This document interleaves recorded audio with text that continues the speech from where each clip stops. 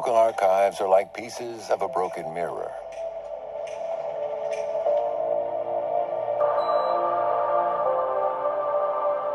Put the fragments together, and they show the image of an era that may shock us. But it can also reflect the strength of a nation's will. In these archives are the records of crimes against humanity and justice, and the Chinese people's victory in its 14 years of resistance against Japanese aggression. These official documents, diaries, telegrams, photographs, films, and oral accounts have been held in archives around the world for the past 70 years.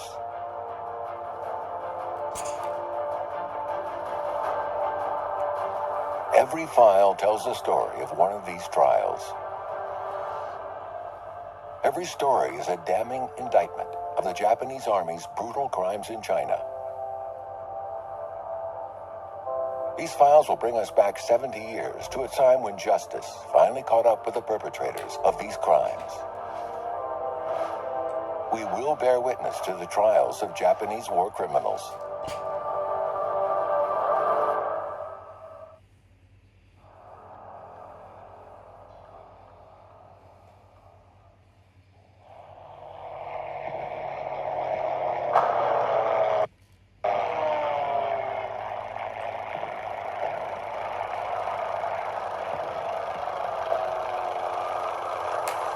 In July 1941, a plane landed in Poole Harbor, England, carrying past fleeing war-ravaged Europe.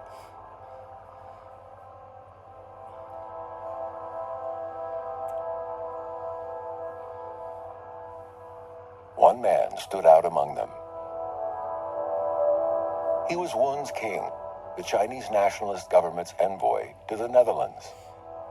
He had followed the exiled Dutch government to London. 1 month earlier, Nazi Germany had launched an attack against the Soviet Union.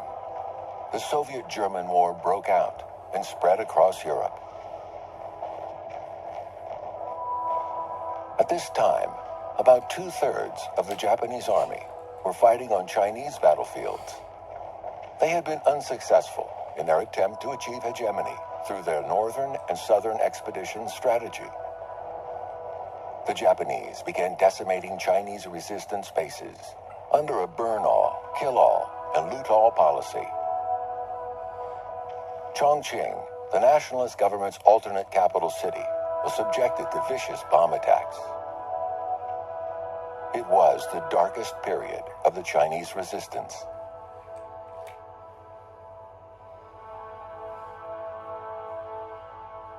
Yang Yu-ju was the director of the Eastern Asiatic Affairs Department of the Chinese Foreign Ministry.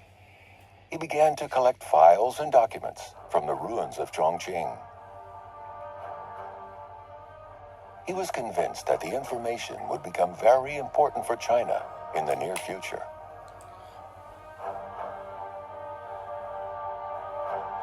In Guizhou province, a young military officer named Zhou Renju quit his job at the Nationalist government's No. 2 camp for prisoners of war after working there for 4 years. 2 years later, he would return to work in the field of POW management and play an important role in a different kind of battle between China and Japan.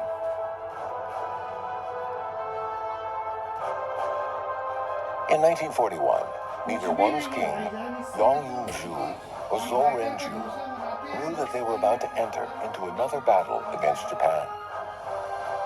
This fight did not involve weapons, but nonetheless posed a serious challenge to the Chinese nation.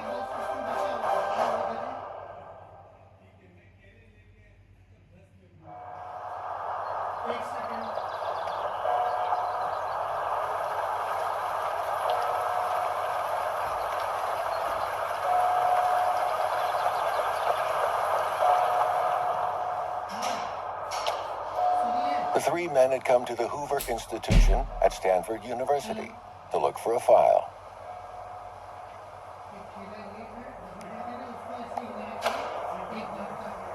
The file was dated January 1942 and was in relation to the Joint Declaration on Punishment for enemy atrocities.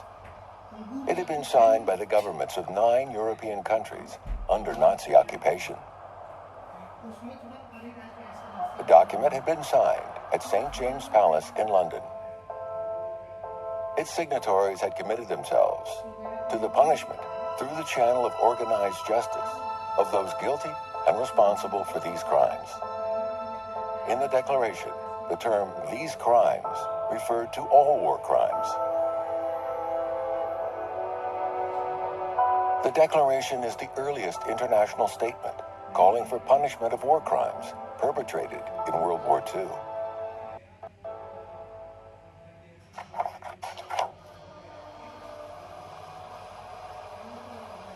According to the file, a Chinese representative also issued a separate statement on the same day.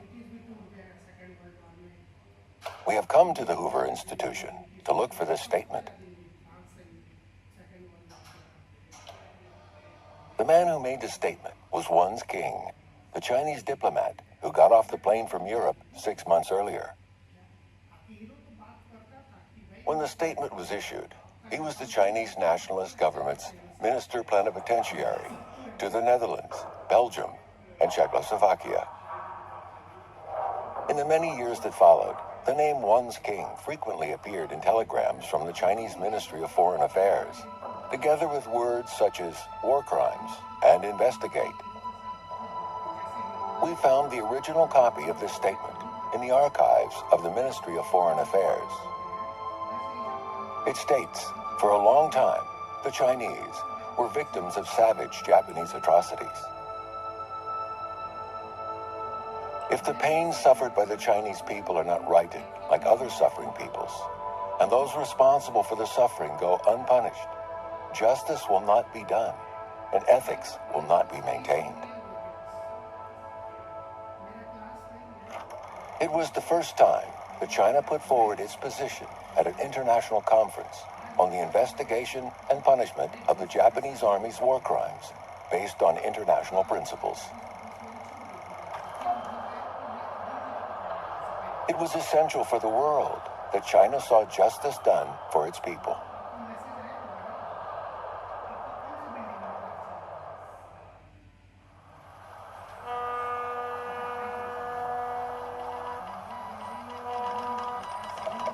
China's statement was accepted by the international society, and the message was immediately sent to Chongqing from London.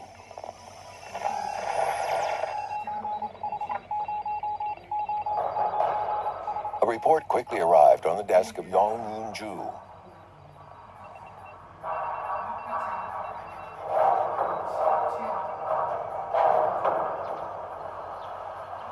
This is the former site of the Ministry of Foreign Affairs in Chongqing. After the Chinese Nationalist government relocated to Chongqing, all contacts between China and the rest of the world started from here. In 1942, the United States declared war on Japan, and the International Anti-Fascist United Front was underway. But China was still in a strategic stalemate in its war against Japan. China had declared that it would punish the Japanese using the same principles as the international community. Once Japan was defeated, a series of trials would be held. China had to prepare itself in advance.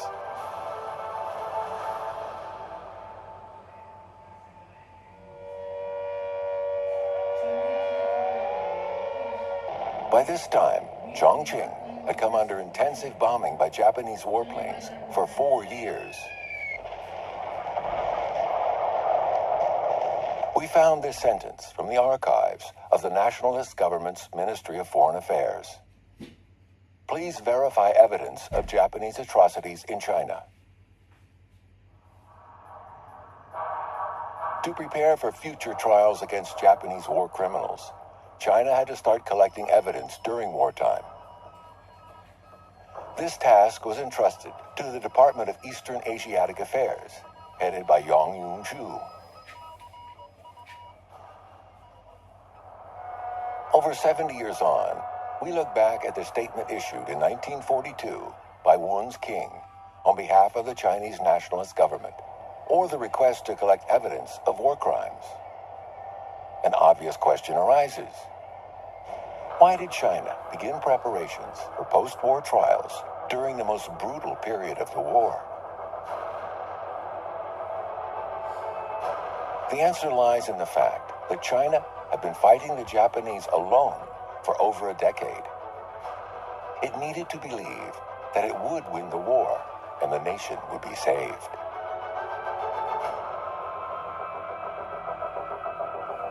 In the United Kingdom, Wu's king was given a special task.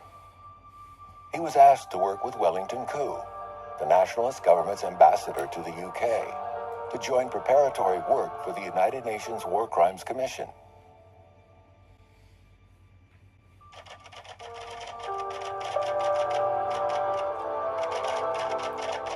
Telegram number 33513 from the Ministry of Foreign Affairs was sent from London in 1943. It shows that Wu's king and legal advisors from the UK's Foreign and Commonwealth Office had been holding secret discussions about the point in time at which Japan had begun committing war crimes. When they discussed the Mukden incident in 1931, British legal advisors said they did not believe China was at war with Japan at this point. Wu's king insisted that the Japanese invasion began with this incident. This suggests that China and the UK had different ideas on when Japan began committing war crimes.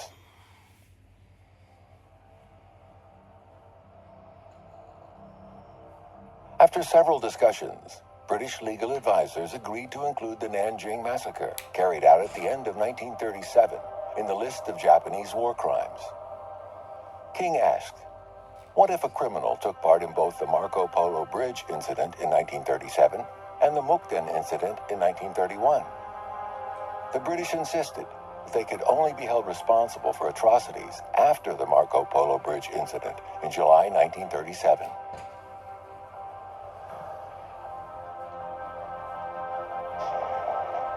Why was China so persistent on the matter? No other country in the world had suffered for as long as China had at the hands of Japan. Before war had broken out in Europe, China had already been plunged into an abyss of misery.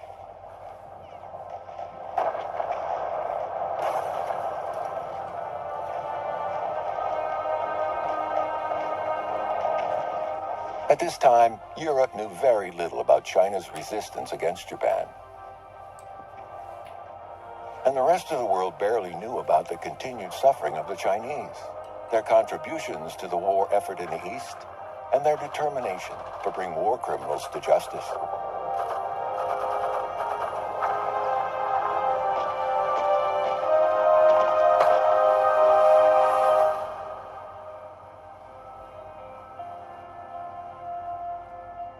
Months of tough negotiations ensued. China's representative, Wellington Koo, issued a special statement at a meeting of the Allies held in the UK in 1943. He declared that China reserved the right, after the commission had been set up, to raise the question of the period of time which its investigation should cover, insofar as war crimes committed in China were concerned.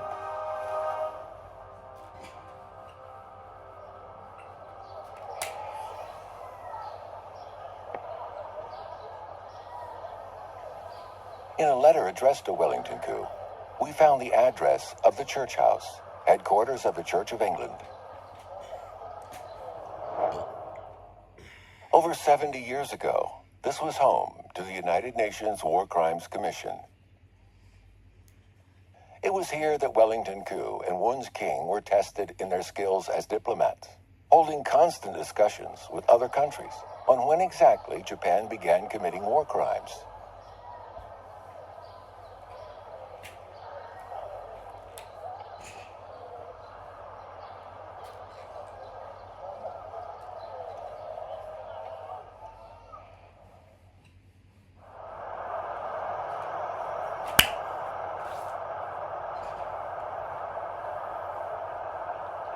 This is the United Nations Archives and Records Management section in New York City. Welcome to the UN Archive.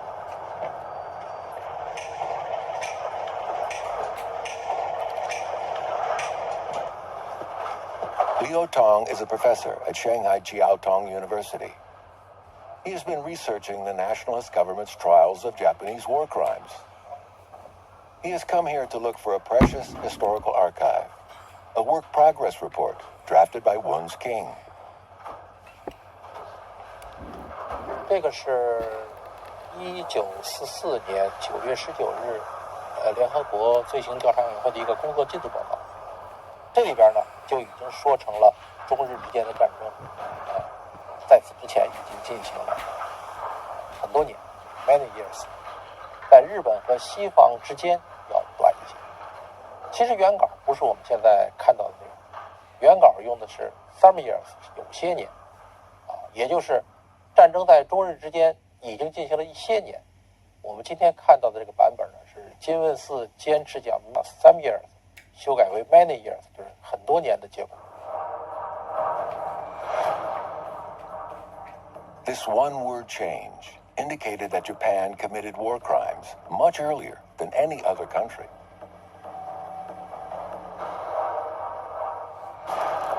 Wun's King and Wellington coup could have no idea how important this detail would become 2 years later in the International Military Tribunal for the Far East, better known as the Tokyo Tribunal.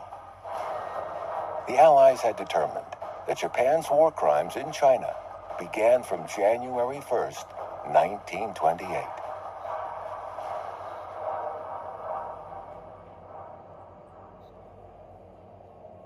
Few Chinese people know that this decision had been the result of 4 years of diplomatic efforts.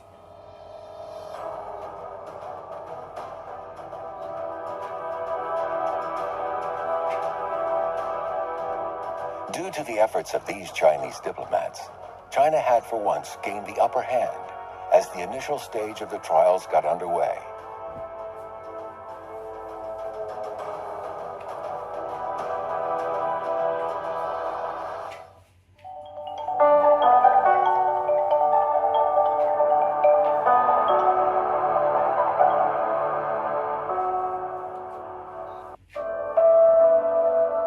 Our past shapes who we are today, even if it does not define us. It is about knowing our roots, our heritage, what makes us us. And only by looking back can we understand where our future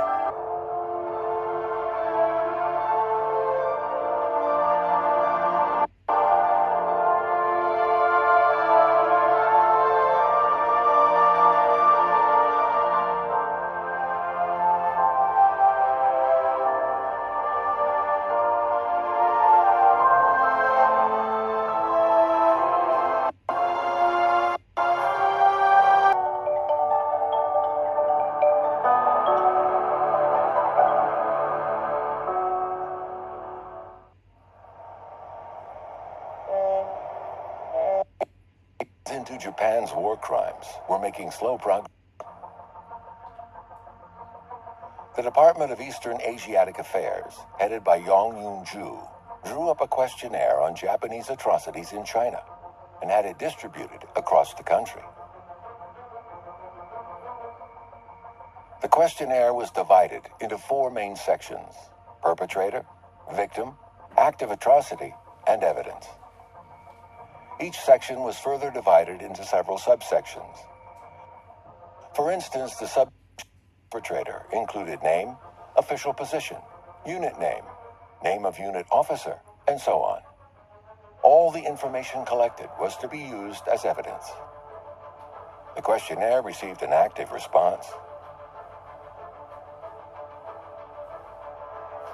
One reply in particular caught our attention. It was sent in August 1933 by the Xinhua Daily News Agency to the Ministry of Foreign Affairs after it received instructions to investigate Japanese atrocities in Shandong province. It said, "The message has been forwarded to our special correspondents. We will immediately fill in the questionnaire if any atrocities have been reported." This suggests that investigations into Japanese war crimes were conducted not only by the Nationalist government, but also the CPC. Even as it struggled to fight the enemy, the CPC had been collecting evidence of Japanese atrocities in any way it could.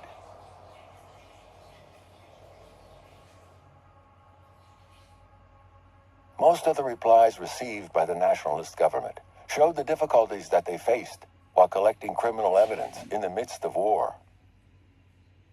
In a letter to the Ministry of Foreign Affairs, Zhang Ju-zhong, the director of the Board of Political Training of the Military Affairs Commission, said, "It is very difficult to investigate the enemy's ruthless atrocities committed in wartime or in occupied areas." The Board of Political Training of the Military Affairs Commission later said, "It is a shame that we are unable to confirm names of the perpetrators as instructed due to the change of circumstances." 这个战争队形调查表呢，完全是按照国际审判的这种要求来设计的。这个呢是完全符合这个国际法的。征收上来之后呢，发现呢，能够符合国际要求、能够呈堂的这些个证据非常少。最主要的就是老百姓填的大多数的表格没有犯罪人的姓名、单位。The Ministry of Foreign Affairs was unable to conduct the criminal investigation by itself. On February 23, 1944, the Nationalist government set up an independent investigation committee. This committee was headed by former Minister of Foreign Affairs, Wang Zhongting. Yang Yun-ju was appointed as leader of the first investigation group. The other members of the committee came from various major government organizations, such as the Military Affairs Commission and the Supreme National Defense Committee. By February 1945, the investigation committee had convened more than 20 times and gathered nearly 3,000 pieces of evidence.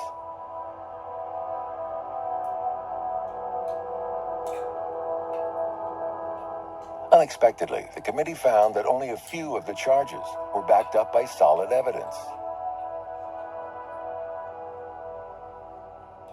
Although Yang Yun-ju received many case reports every day, most of them did not contain the names of the accused. That was until he received a file from a Japanese POW camp.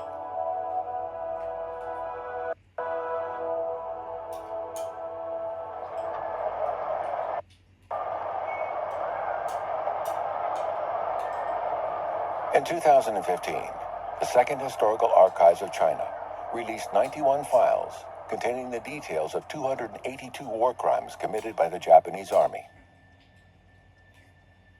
These 91 files were compiled in both Chinese and Japanese. They were completed in early January 1945, submitted to the Ministry of Military Affairs, and then forwarded to the Ministry of Justice.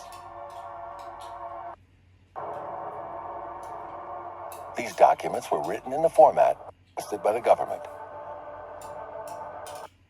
They included the names, military units, and signatures of the perpetrators, locations, and details of their crime.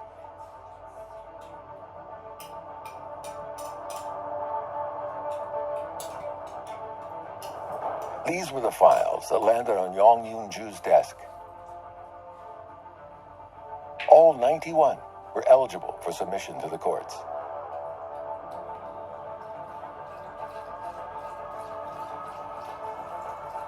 But where did they come from?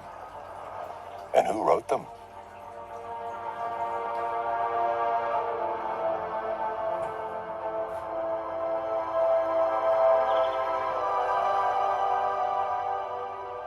你们拿来的这个91份日军罪行证明书，我这边呢也有我收集来罪行证明书。我收集来的日军罪行证明书是出自于我父亲当年管理的战俘营。为什么这样说呢？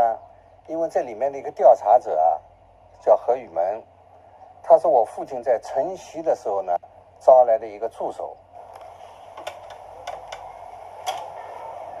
Zhou Anhua was separated from his father at a very young age.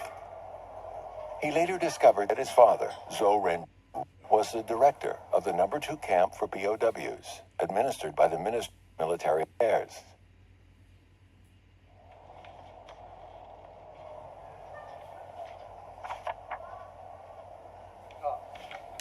大川胜利，这个人我知道。他是当年在我父亲管理的战俘营镇远和平村待过。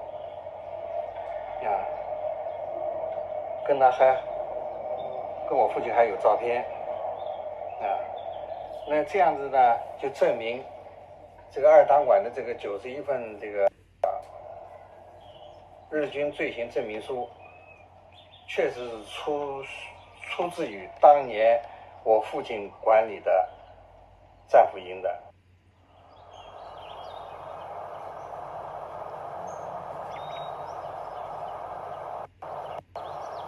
Jianyuan, ancient town in the southeast of Guizhou province.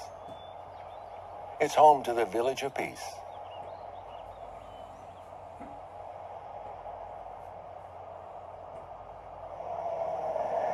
这里就是军政部第2俘虏收容所和平村。抗日战争的时候呢，在各个战场上抓到了很多的日俘。起初的日俘呢是关在这个湖南的常德盐关。这个长沙大会战的时候呢，就把这些日俘呢转移的时候呢，就从常德、桃园、城西押送到这里来。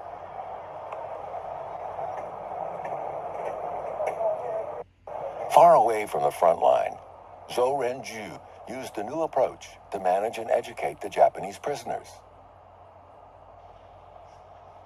这边呢是日俘休息的地方。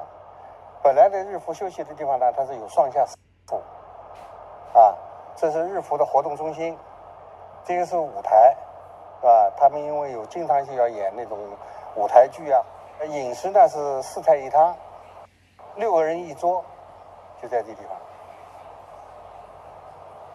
The Village of Peace was more like a school than a POW camp. Sculptures on the stage depict a scene from the anti-war play, Put Down Your Whip.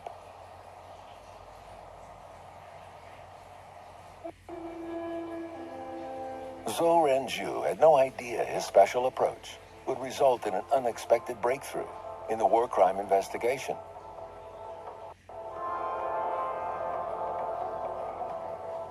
The files contain details given by many Japanese POWs of the time and place of their crimes and the names of their military units. This later made it impossible for many Japanese generals to deny their acts.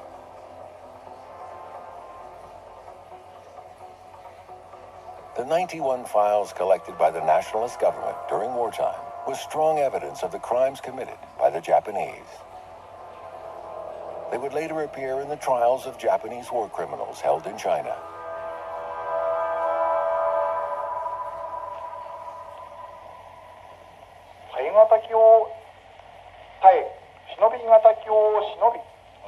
万世のために太平洋を開かんと押す。On August 15th, 1945, Japan announced its unconditional surrender. Following the announcement, more than 1 million Japanese troops all around China gave themselves up. They would go through a series of investigations and trials.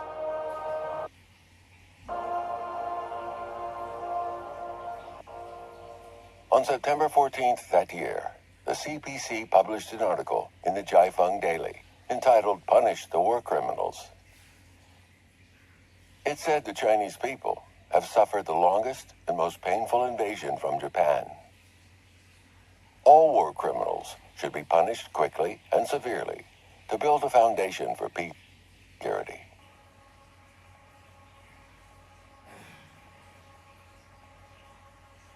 the Japanese invaders would soon be put on trial for their war crimes in China.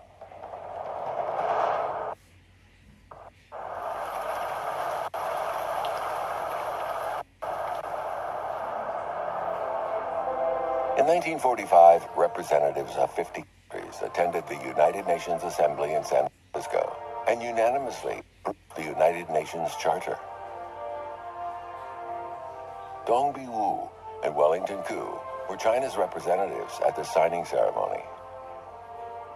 It was the first time senior leaders of the CPC appeared on the international political stage.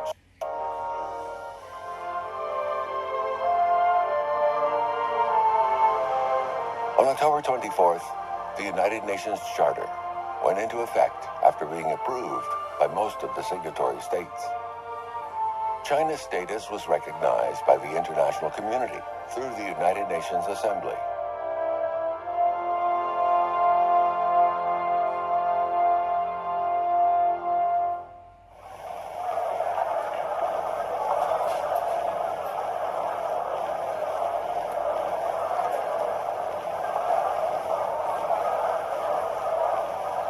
On November 21st, the trials of Nazi war criminals began in Nuremberg, Germany.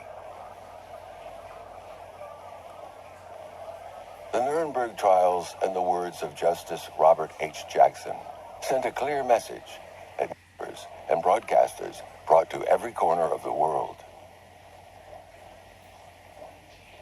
The wrongs which we seek to condemn and punish have been so calculated, so malignant and so devastating that civilization cannot tolerate their being ignored, because it cannot survive their being repeated.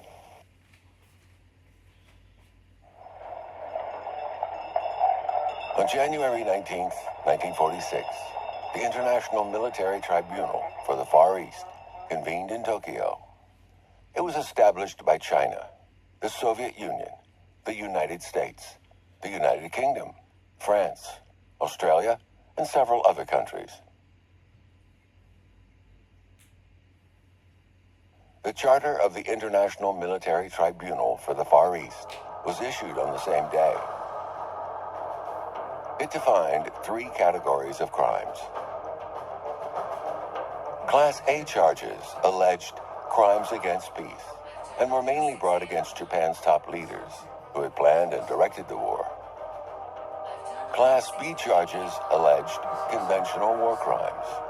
These were mostly brought against high-ranking Japanese military officers who had failed to discipline their soldiers. Finally, Class C charges alleged crimes against humanity. These were mostly brought against lower-ranking Japanese officers for acts of murder or abuse. The Tokyo Tribunal was convened to try Class A crimes. Class B and Class C crimes were tried in separate trials held in other Allied countries. Following Nuremberg, it was time for Japan's war criminals to be held to account.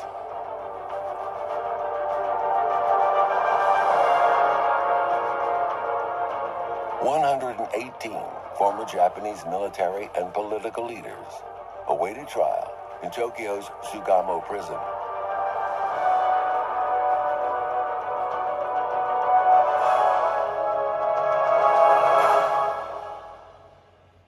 The earliest legal basis for the Tokyo Tribunal dated back to the Cairo Conference of November 1943. Both the Cairo Declaration and the Potsdam Declaration in 1945 stated the intention to bring legal sanctions against war criminals. This is made clear in Article 10 of the Potsdam Declaration. We do not intend that the Japanese shall be enslaved as a race or destroyed as a nation, but stern justice shall be meted out to all war criminals, including those who have visited cruelties upon our prisoners. This was confirmed in the Japanese Instrument of Surrender, signed by Mamoru Shigemitsu on the deck of the USS Missouri in Tokyo Bay on behalf of the Emperor of Japan and the Japanese government. We hereby command all civil, military, and naval officials to obey and enforce all proclamations, orders, and directives deemed by the Supreme Commander for the Allied Powers. Accepting the Potsdam Declaration meant that Japan fully accepted the terms of sanctions against war criminals. But as China was to try them separately, the country needed its own laws on war crimes.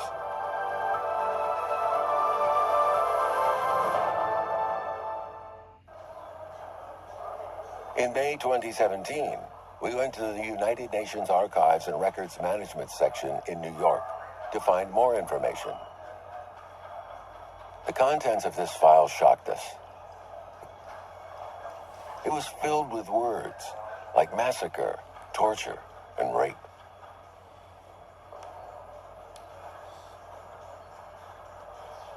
The print was blurred, but there is no doubt that these crimes have been committed.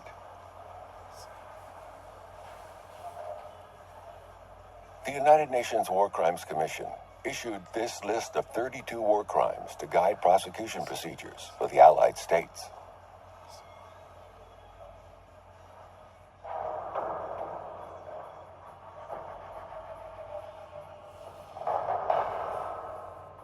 But the Judicature Act of War Crime Trials, issued by the Nationalist government, listed 38 categories of war crimes. Why did China add 6 more categories to the list?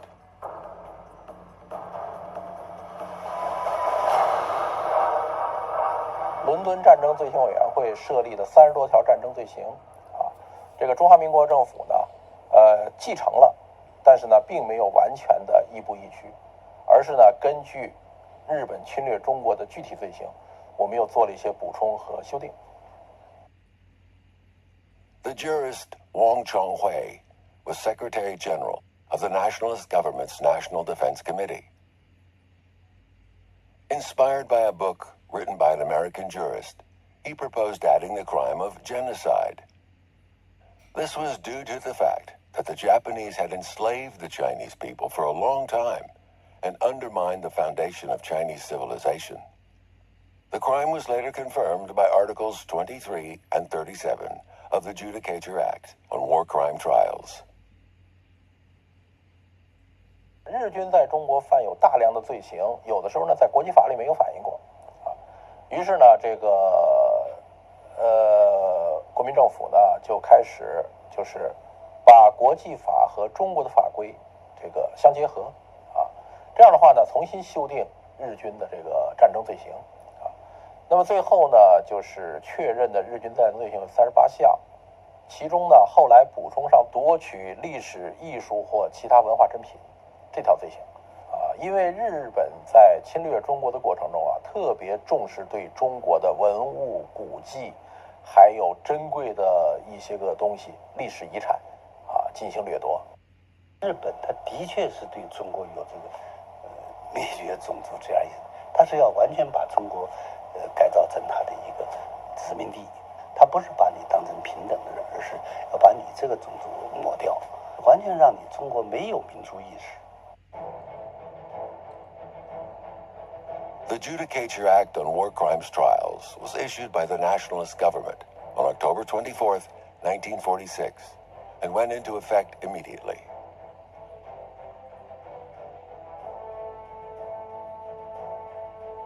At the same time, the Nationalist government was preparing to announce an important decision.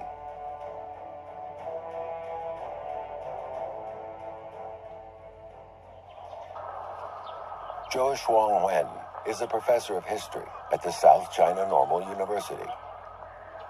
He specializes in the history of Republican China.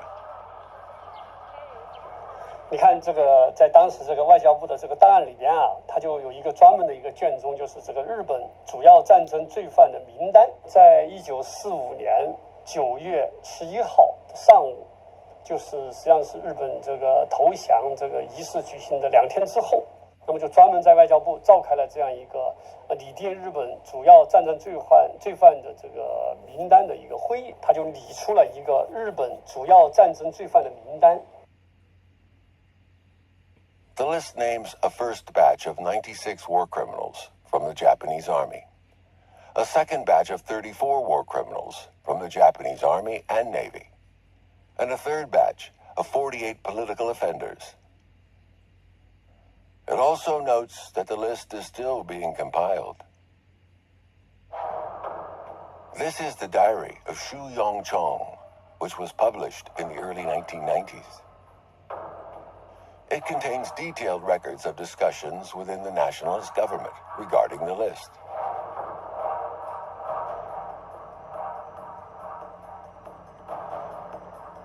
Shu Yong-chong was then Minister of Military Operations.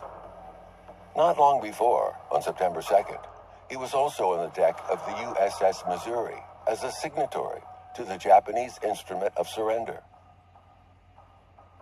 在这个徐永昌日记里边啊，他其实也有关于这个讨论这个怎么确立这个日本战犯名单的这样一个记录。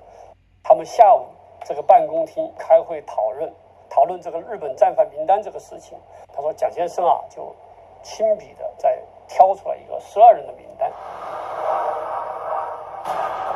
The 12 war criminals were Sujiru Honjo, Kenji Doihara, Saiichi Kita, Haisao Tani, Kingoro Hashimoto, Takaji Waki, Siyashiro Itagaki, Rensuke Isogai, Sadaki Kagesa, Takashi Sakai, Shunroko Hata, and Hideki Tojo. The Nationalist government submitted the list to the Tokyo Tribunal.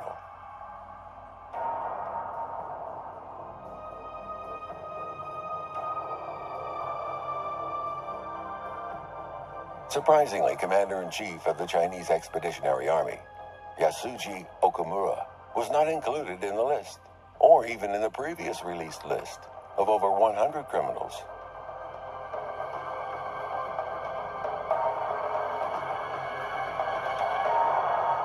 Shortly after the 12-man list was published, the Communist Party of China also released the list of Japanese war criminals at Yan'an. This was published in the Xinhua Daily on January 6, 1946. The Communist Party's Crimes Investigation Committee had made a list of 19 war criminals on December 15, 1945, which included Hisaichi Terauchi, Nobuyuki Abe, and Osami Nagano. Unlike the list released by the Nationalist government, it also included Yasuji Okamura.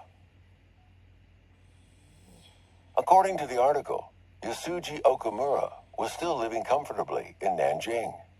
He had not been punished, despite having committed unspeakable crimes against China. Over the next few years, Okamura would live in a state of constant anxiety. Public opinion was divided over whether he should be put on trial, something that Kuomintang was opposed to.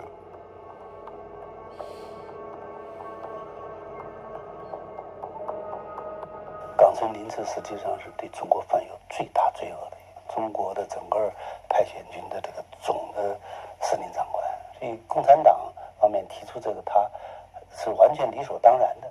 而蒋介石出于自己个人的国民党的这种利益，把这样一个战犯利用起来，来对共产党进行作战，所以他是实际上是新的犯罪。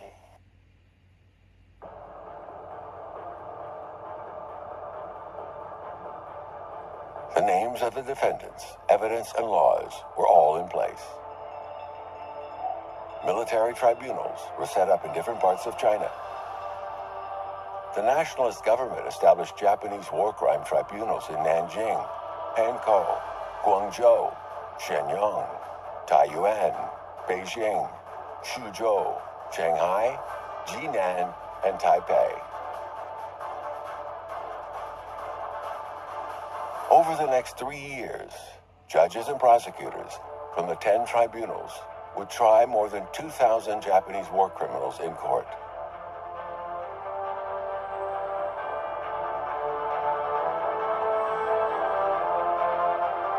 After 1949, the Supreme People's Procurator's Northeast Unit was established in Shenyang and in Taiyuan to try more than 1,000 Japanese war criminals.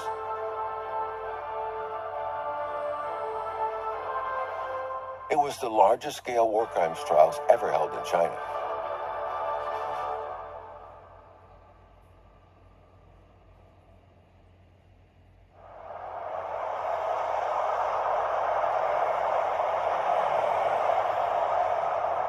Between 2016 and 2017, we visited San Francisco, Taipei, Dongguan, Zhejiang, and Taiyuan.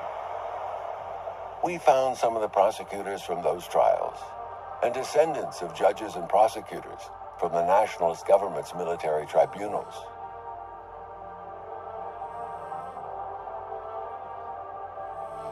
They are Wang Shulin, former procurator at the Supreme People's Procurator's Northeast Unit, 88 years old.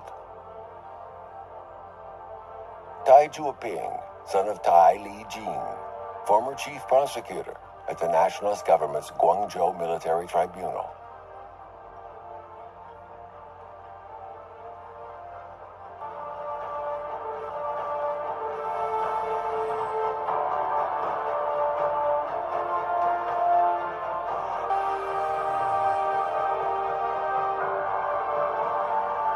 Xue Nanyang, son of Xue Meiyue, former chief judge at the Nationalist government's Nanjing General Headquarters Military Tribunal.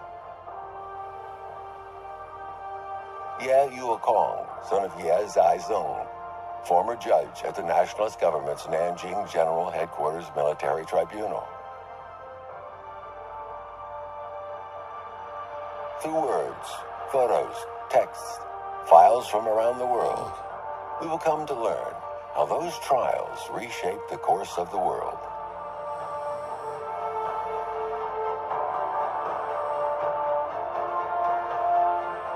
After fighting a war of resistance for 10 years, putting Japanese war criminals on trial for their atrocities was a moment of great pride for Chinese prosecutors.